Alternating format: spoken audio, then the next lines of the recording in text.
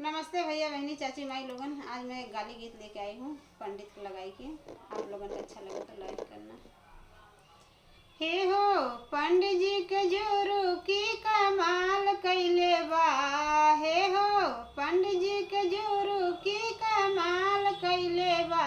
हमरे मड़वा में झाड़ू के काम कैले बा। हमरे मड़वा में झाड़ू के काम कैले बा। हे हो समधी जी के धोतिया कमाल कैले बा। हे हो समधी जी के धोतिया कमाल कैले बा। हमरे मड़वा में पोछा के काम कैले बा। हमरे मड़वा में पोछा के काम कैले बा। हे हो जेठा जी के मोछिया कमाल कैले बा। हाँ हो जेठा जी के मोछिया कमाल कैले बा।